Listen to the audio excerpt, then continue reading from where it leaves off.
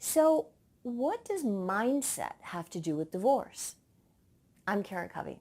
I'm a divorce advisor, attorney, mediator, and coach. And today, let's talk about mindset and how your mindset while you're going through your divorce can affect not only your experience of divorce, but even your outcome. And that may be surprising to you because mindset is something that no other divorce lawyer is going to talk to you about. Yet it's critically important. But before we dive into that discussion about mindset, let's start by talking about where you are in your divorce process. Because if you are in the beginning of your divorce, so if you are either just starting to think about divorce and it's just you're coming to realize that you're going to get a divorce, or your spouse has just told you, I want a divorce, you're in the early stages, and the truth is you're probably so emotional and dealing with so much grief, you can't even get to mindset, and that's perfectly okay. Because before you can get to thinking about your mindset, you have to go through the grieving process. And what are you grieving? Well, you're grieving the loss of your marriage. You're grieving the loss of the life that you thought you were going to have that now you know you're not. And you may even be grieving the loss of your very identity, especially if you've gone through a long-term marriage. Then you've always thought of yourself as a married person, or you've thought of yourself as a married person for a long, long time, and now you're not. So suddenly you don't even know who you are anymore. And that's a loss. And all of those losses, you've got to work through them emotionally before you can even think about what your mindset is. But let's just say that you've done that work and you've started to grieve, you've started to work on your emotions, and now you're ready to think about mindset and how it affects divorce. Well, there are two kinds of mindsets that are important for our discussion here. The first is a scarcity mindset, and the second is an abundance mindset. And it doesn't take too much thinking to know which mindset is going to affect divorce the most. And that, of course, is the scarcity mindset, because the scarcity mindset is triggered by fear. And divorce is so full of fear because it's full of the unknown. You don't know what's going to happen. You don't know how things are going to turn out. You don't know how it's going to go or how much it's going to cost or how long it's going to take. I mean, you're filled with uncertainty, and that uncertainty makes you be afraid. And what you need to know is that's perfectly normal. Everybody is afraid. And you're going to go through these ups and downs, these times in your divorce when you're afraid, no matter how much you're trying to tell yourself, I can do this, I'm strong, it's okay. It's not okay. You're going to be afraid. But the trick is, and the key is, to not live in that place of fear. In other words, you're going to go up and down from time to time, but you want to go down there and then come right back out. You don't want to stay. You don't want to get stuck in that place of fear, and you don't want to make your decisions from the place of fear. And the truth is, what most people don't think about until after they're out of divorce is that while you're going through this process, you are going to have to make more major life decisions than at any other condensed time in your life, period. So you've got to get your head in the game. You've got to be able to make good decisions. And the problem with fear is that fear makes you feel anxious. It dispenses all of these stress hormones into your body. So it triggers your fight or flight response, and you're ready to fight with somebody or run away or just freeze. That's what stress hormones do. That's what your fear does to you. And that's a super helpful response when you're like running away from a saber-toothed tiger.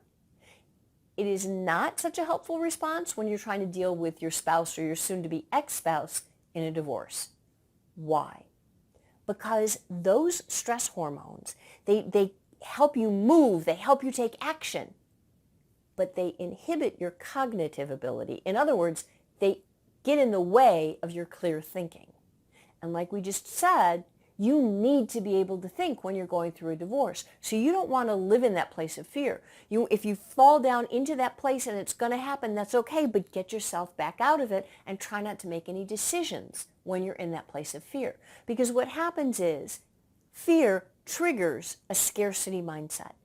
It triggers a feeling of anxiety, and all of a sudden you're nervous and you're on edge, and those chemicals are coursing through your body. And so when you're so nervous, you can't think, but you have to make decisions, so you make poor decisions. And when you make poor decisions, what do you get? Poor outcomes. And those poor outcomes make you more afraid that you're going to keep getting poor outcomes, and that makes you more anxious. And you can see how the cycle goes around and around and around, and it's a negative scarcity loop. That is not the place that you want to be stuck if you want the best outcome for your divorce.